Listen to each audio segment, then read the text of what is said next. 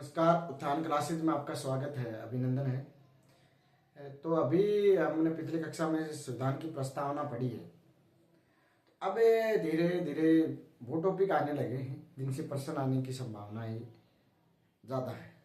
प्रश्न आने की संभावनाओं के साथ साथ ये वो टॉपिक हैं जो एक दिन में ख़त्म हो जाते हैं। एक दिन में अपन पढ़ लेंगे उनको, कि दो दो तीन तीन क्लासें नहीं लेनी पड़ेगी इनके लिए। तो एक ही दिन में अपन ये अनुसूचियाँ पढ़ लेंगे। पिछली कक्षा में हमने प्रस्तावना पढ़ी, इसके बाद संविधान की विशेषताएं हैं तो वो भी एक दिन में पढ़ लेंगे।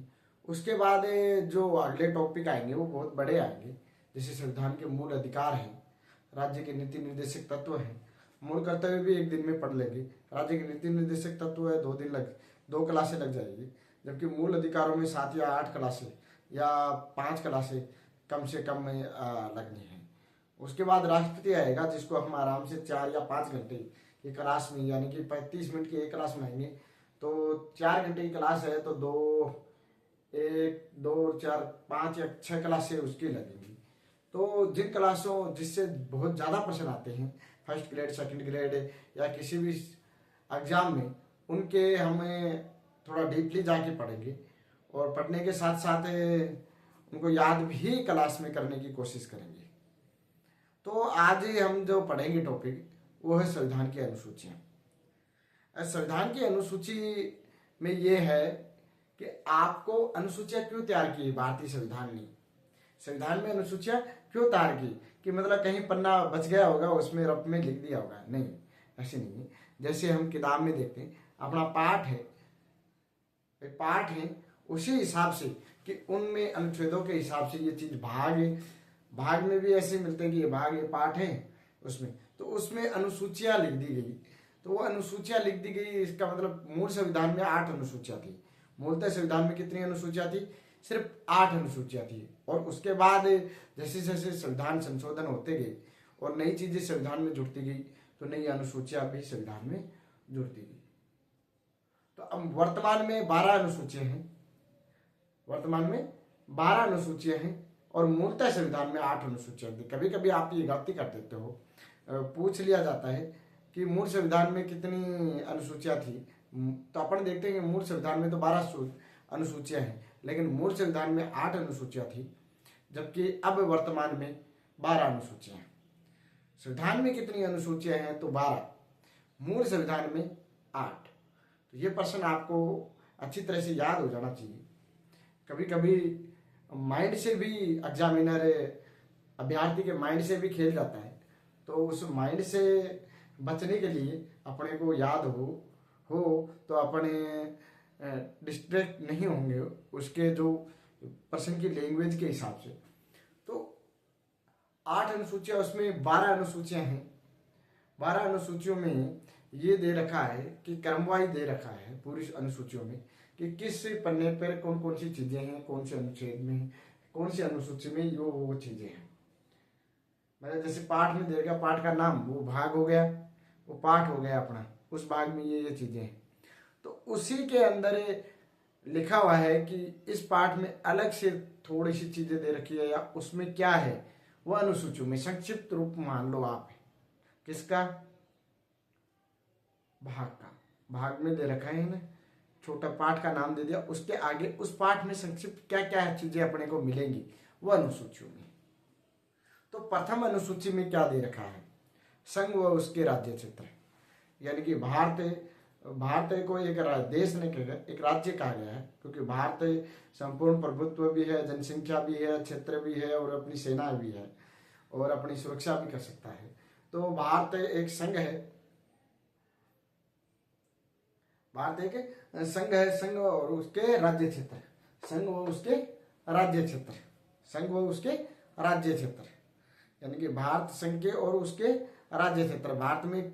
भारत एक पूरा देश है और उसमें 28 राज्य और उसके 8 केंद्र शासित प्रदेश, ये सब मिलकर एक राज्य का निर्माण करते हैं, भारत देश का निर्माण करते हैं।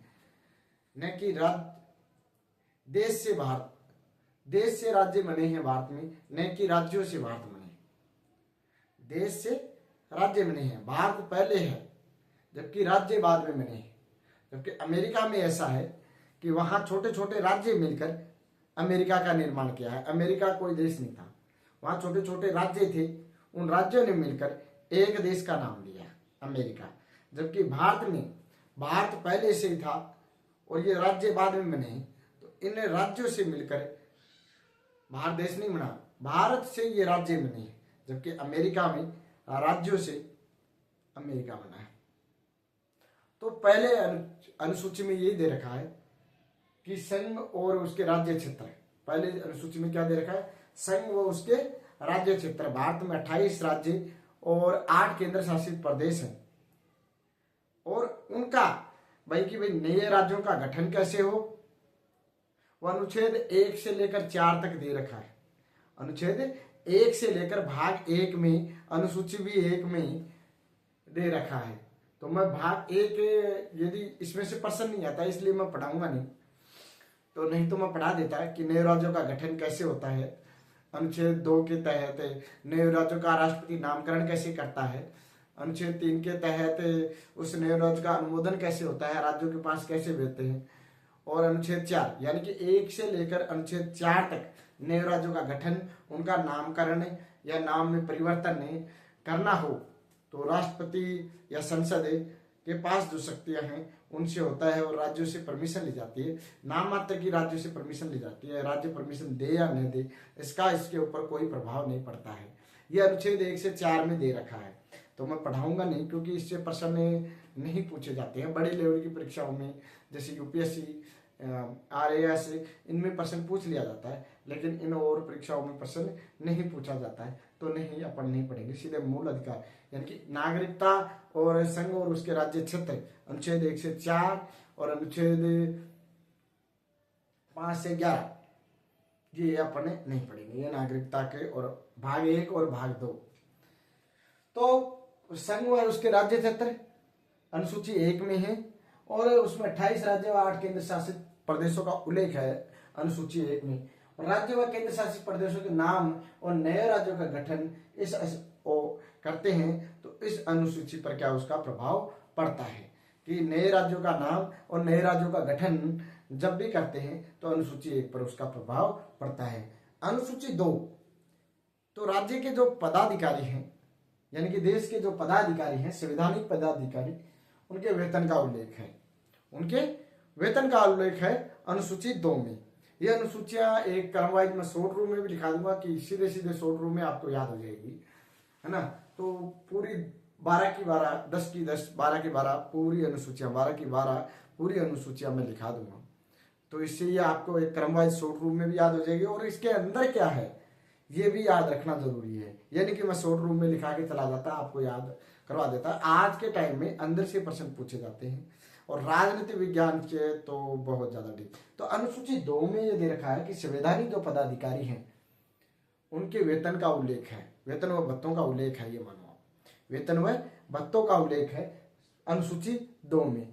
अनुसूची 1 में संघ व उसके राज्य क्षेत्र, अनुसूची 2 में संवैधानिक पदाधिकारी के वेतन। और वो संवैधानिक पदाधिकारी कौन कौन से हैं?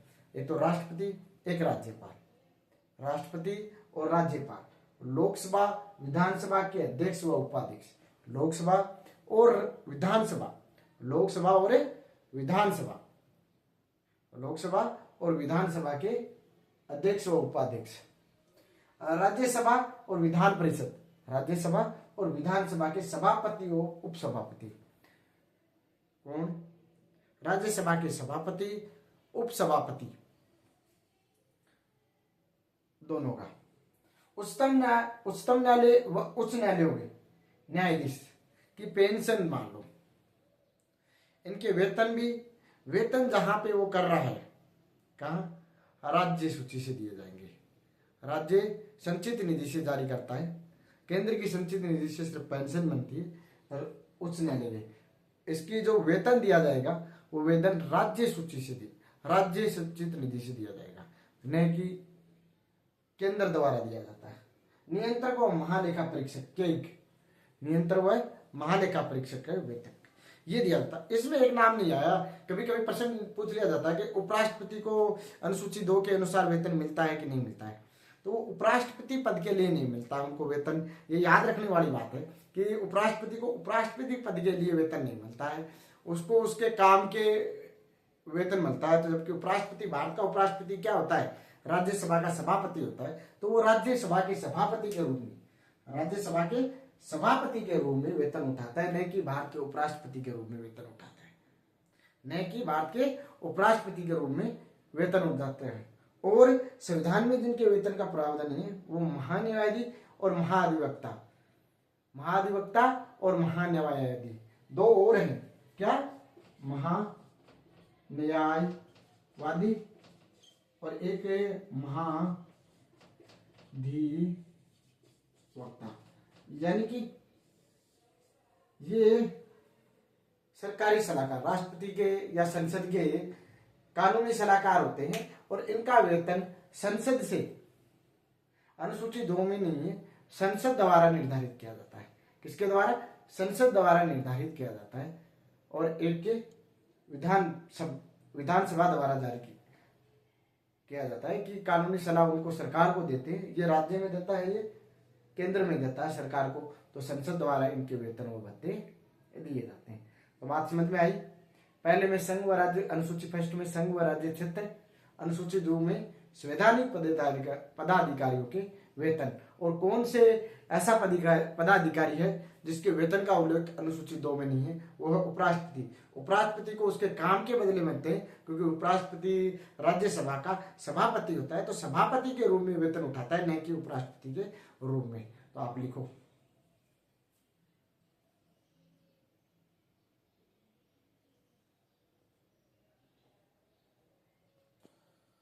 तो शपथ अनुसूची 2 अपन ने पढ़ ली। उन दोनों में एक पहले में राज्य सूची, संघ व राज्य संघ, और दूसरे में थी संवैधानिक पदाधिकारियों के वेतन व भत्ते। तो अनुसूची 3 में है संवैधानिक पदाधिकारी हैं, उनकी शपथ या प्रतिमान, शपथ या प्रतिमान। शपथ वो लेते हैं जो ईश्वर को मानते हैं, ईश्वर को मानते हैं, शपथ वो लेते हैं जो ईश्वर को मानते हैं, और प्रतिमान वो लेते हैं जो सत्य निष्ठा को मानते हैं, ईश्वर को न मानकर सत्य निष्ठा को मानते हैं। यानी कि 2 चीजें, शपथ तो वो ग्रहण करते हैं, मैं शपथ लेता हूं, तो शपथ तो वो लेते हैं जो ईश्वर को मानते हैं, जो ईश्वर को मानते हैं, और प्रतिमान वो करते हैं जो सत्य निष्ठा पर विश्वास करते हैं। यानी कि 2 शपथ ली जाती है, और इनमें से कोई सी भी शपथ ले सकता है। प्रतिमान के लोग जो ईश्वर पे विश्वास नहीं करता है, सत्य निष्ठा पे विश्वास करता है, वो प्रतिमान करता है, जबकि शपथ ग्रहण करने वाला जो ईश्वर को मानता है। तो अनुसूची 3 में है संवैधानिक पदाधिकारियों की शपथ या प्रतिमान, संवैधानिक पदाधिकारियों की शपथ या प्रतिमान। ये चीज किसमें है? ये चीज है अनुसूची 3 में। और कौन कौन से? संसद और विधानसभा के उम्मीदवार की शपथ, संसद और विधानसभा की उम्मीदवार की शपथ, कि उम्मीदवार वो जिसको उम्मीद है कि इस बार तो अपन जीतेंगे, उम्मीद है, ये नहीं कि वो जीत गया है, जिसको उम्मीद है वो भी उम्मीदवार है, जो पर्चा भरता है वो भी शपथ लेता है, वो भी शपथ लेता है कि संसद और विधानसभा के उम्मीदवारों की शपथ, जिसको उम्मीद है कि इस बार जीतेंगे, वो उम्मीदवार भी अनुसूची 3 के तहत शपथ लेता है। संसद और विधानमंडल के सदस्य की शपथ, जो संसद में जाता है, राज्यसभा, लोकसभा और विधानमंडल, विधान परिषद और विधानसभा में जो जीत के जाते हैं, उन सदस्यों की शपथ, उन सदस्यों की शपथ। संघ व राज्य के मंत्री की शपथ, संघ में यानी कि केंद्र सरकार में और राज्य में जो भी मंत्री बनता है वो पहले सदस्य की शपथ लेता है और उसके बाद मंत्री की। भाई पहले मान लो कोई जीता है, अब मान लो कानून अमित शाह है, तो पहले उन्होंने सदस्य की, संसद के सदस्य की शपथ ली, पहले उम्मीदवार की शपथ ली, फिर सदस्य की शपथ ली, और फिर किसकी शपथ लेगा? मंत्री पद की भी शपथ लेगा, फिर मंत्री पद की भी शपथ लेगा। यानी कि संसद व विधानमंडल के सदस्यों की शपथ भी है, और संघ और राज्य में जो मंत्री बनते हैं उनकी अलग से शपथ है। उच्चतम व उच्च न्यायालय के न्यायाधीश की शपथ, उच्चतम या उच्च न्यायालय के न्यायाधीश की शपथ का उल्लेख भी अनुसूची 3 में मिलता है। नियंत्रक और महालेखा परीक्षक की शपथ, नियंत्रक व महालेखा परीक्षक की भी शपथ। तो कुछ ऐसे पदाधिकारी हैं जिनकी शपथ का उल्लेख अनुसूची 3 में नहीं मिलता है। तो अनुसूची 3 में नोट लगा के लिखो, अनुसूची 3 में जिन पदाधिकारियों की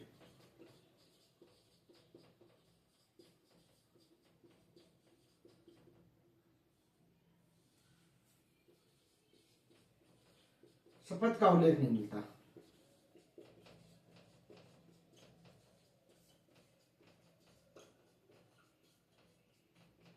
वो कौन कौन है? तो एक तो है राष्ट्रपति, एक है उपराष्ट्रपति,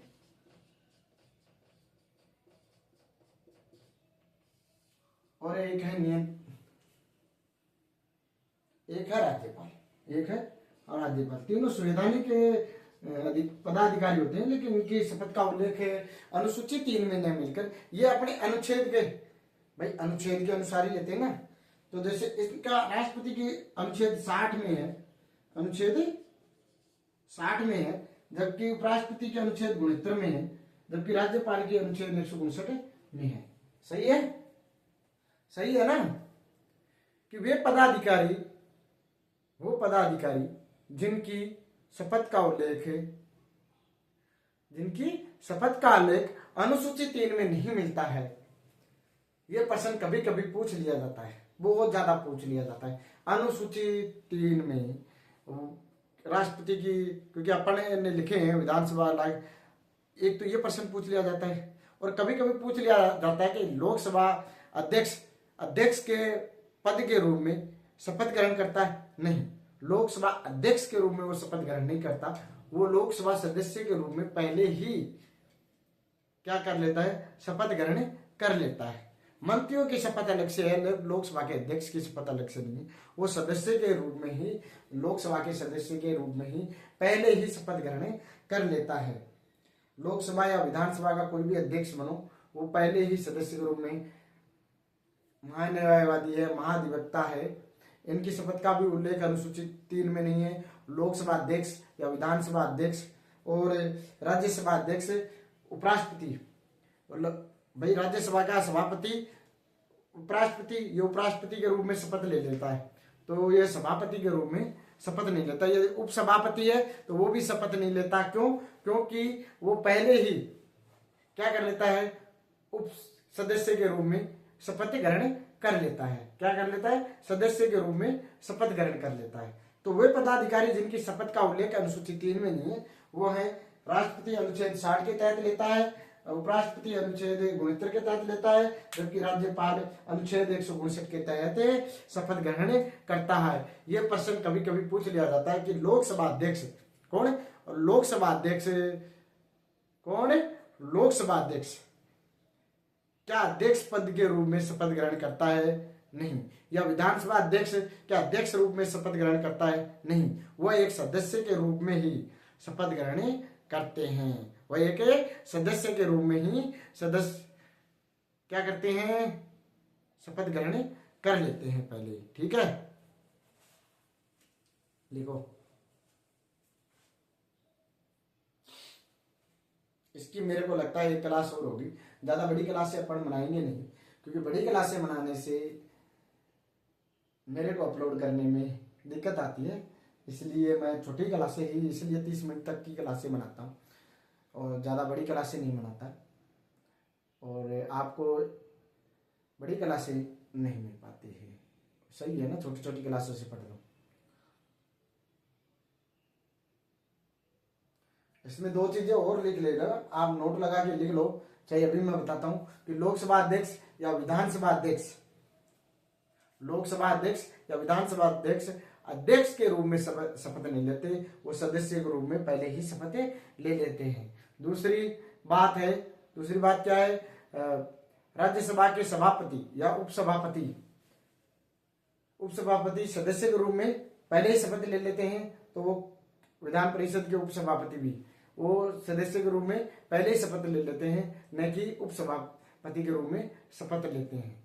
दूसरी, महान्यायवादी क्या है, महान्यायवादी और महाधिवक्ता शपथ ग्रहण अनुसूची 3 के तहत नहीं करते। और वे जो अनुसूची 3 के तहत शपथ ग्रहण नहीं करते संवैधानिक पदाधिकारी हैं। राष्ट्रपति अपने अनुच्छेद 60 के अनुसार लेता है, जबकि उपराष्ट्रपति अनुच्छेद 69 के अनुसार लेता है, जबकि राज्यपाल अनुच्छेद 159 के तहत शपथ ग्रहण करता है। ठीक है, तो ये लिख लो आप।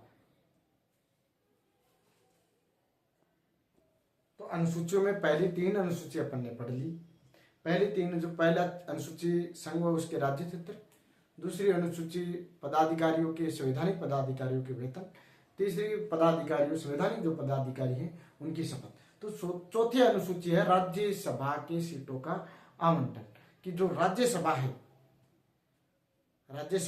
संसद के 2 लोकसभा और राज्यसभा, जो राज्यसभा है उनकी सीटों का आवंटन किस आधार पे है, ये जानकारी अपने को मिलती है अनुसूची 4 में। ये जानकारी किस में मिलती है, अनुसूची 4 में। और उन सीटों का आवंटन किस आधार पे है, वो जनसंख्या है, यानी कि उस क्षेत्र की जनसंख्या कितनी है और जनसंख्या के आधार पर उन लोकसभा की सीटों का भी आवंटन है और जनसंख्या के आधार पर ही राज्यसभा की सीटों का आवंटन है।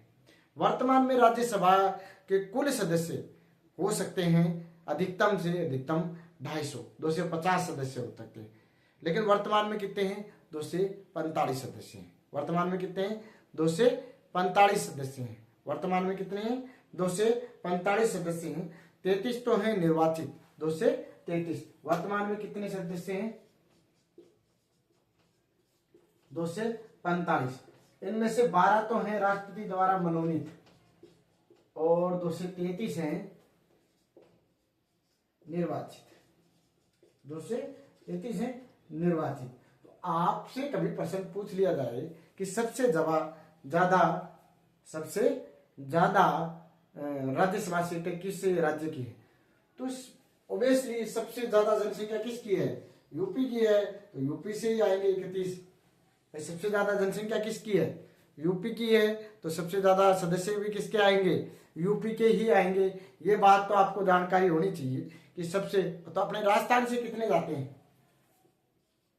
राजस्थान से राज्यसभा में कितने जाते हैं, 10। लोकसभा में कितने जाते हैं, 25। लोकसभा में कितने जाते हैं, 25, और राज्यसभा में कितने जाते हैं, 10। तो चौथी अनुसूची में राज्यसभा की जो सीटें हैं राज्यवार, उनकी सीटों का आवंटन किस आधार पे होता है, जनसंख्या के आधार पर होता है, और वो कितनी सीटें हैं, कौन कहां से कितनी सीटें देंगे, कितनी जनसंख्या के आधार पर उन सीटों का आवंटन दे रखा है। एमपी यानी कि मध्य प्रदेश में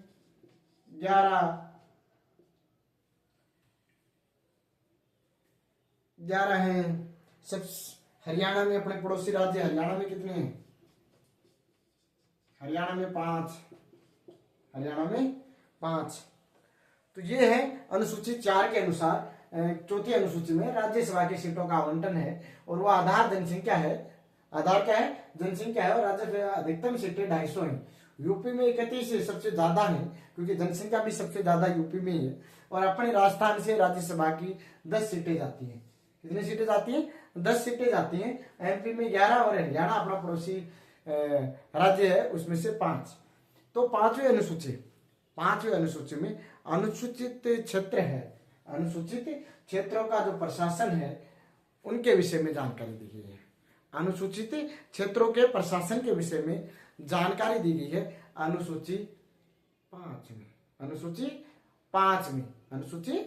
5 में क्या दिया गया है, अनुसूचित क्षेत्रों के प्रशासन के विषय में जानकारी। तो अनुसूचित क्षेत्र घोषित कौन करता है, अनुसूचित क्षेत्र राष्ट्रपति घोषित करता है, और राष्ट्रपति ही एक 20 सदस्यीय जन परिषद का गठन करता है। वो वहां के जल, जंगल और वहां के जीवन, कला, संस्कृति, इनके विषय में और इनकी सुरक्षा के विषय में काम करता है। अनुसूची 5 के तहत, अनुसूची 5 के तहत अनुसूचित क्षेत्रों का प्रशासन, अनुसूचित क्षेत्रों का प्रशासन ये घोषित राष्ट्रपति करता है, और राष्ट्रपति एक 20 सदस्य, कितनी 20 सदस्य क्या करता है, जन परिषद परिषद अनुसूचित जन परिषद का गठन करता है। और वो अनुसूचित जन परिषद वहां के जल जंगल और उनके जीवन, सामाजिक आर्थिक राजनीतिक और कला और संस्कृति के विषय में, उनके सभी के विषय में, उनका संरक्षण करने के विषय में क्या करती है, काम करती है। भाई आई बात समझ में? ये तो आप लिख लो। और अनुसूचित 6 और पढ़ा सकता हूं मैं, मेरे को लग रहा है कि आधी आज पढ़ा देंगे, 6 तक आज पढ़ा देंगे और 6 से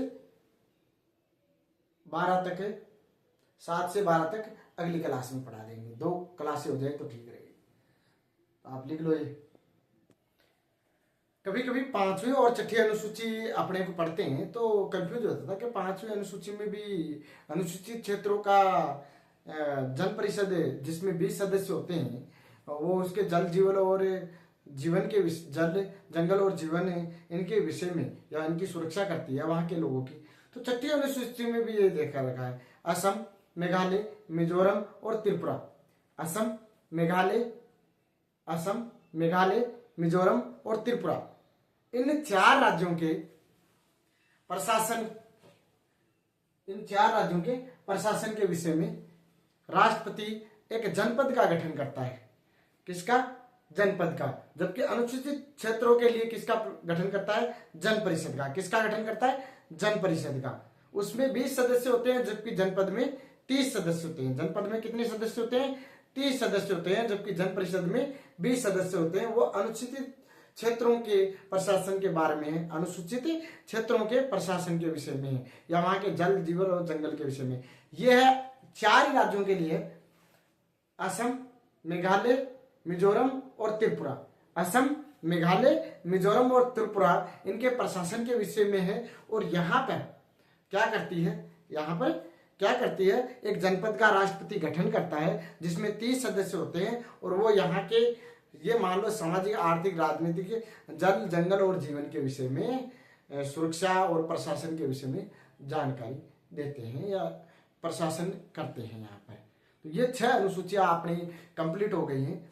6 अनुसूचियां अपनी अगली क्लास में पढ़ेंगे। बड़ी क्लास में नहीं ले रहा, मैं अभी भी बोल रहा हूँ कि बड़ी क्लासें नहीं दूंगा। 30 या 35 मिनट से ज़्यादा की क्लासें नहीं बनाऊंगा, क्योंकि अपलोड करने में दिक्कत हो रही है मेरे को। तो आपको अभी 6 पढ़ाई है, याद हो गई क्या? अपने शॉर्ट तरीके से याद कर लो कि उसमें है क्या, ये नहीं याद करो, शॉर्ट तरीके से याद कर लो कि पहली अनुसूची संघ व राज्य क्षेत्र के विषय में है। अनुसूची फर्स्ट, संघ व राज्य क्षेत्र। दूसरा, संवैधानिक पदाधिकारियों के वेतन व भत्ते, संवैधानिक पदाधिकारियों के वेतन। तीसरा, संवैधानिक पदाधिकारियों की शपथ। चौथी, राज्यसभा सीटों का आवंटन। चौथी अनुसूची, राज्यसभा सीटों का आवंटन। 5वीं, अनुसूचित क्षेत्रों का प्रशासन या वहां के जल जीवन के विषय में। 6ठी, असम, मेघालय, मिजोरम और त्रिपुरा का प्रशासन। ये 6 अनुसूचियां हो गई हैं। और 6 अनुसूचियां अपनी और बाकी हैं। कुल 12 अनुसूचियां अपने संविधान में हैं। मूलतः संविधान में 8 ही अनुसूचियां हैं। उसके बाद 4 अनुसूचियां जोड़ी गई। कब जोड़ी गई, कौन से संशोधन द्वारा जोड़ी गई, ये सभी जब कल की क्लास लेंगे तो उसमें लिख लेंगे, है ना। अभी तो आप ये लिखिए। नमस्कार, धन्यवाद, राम राम सा।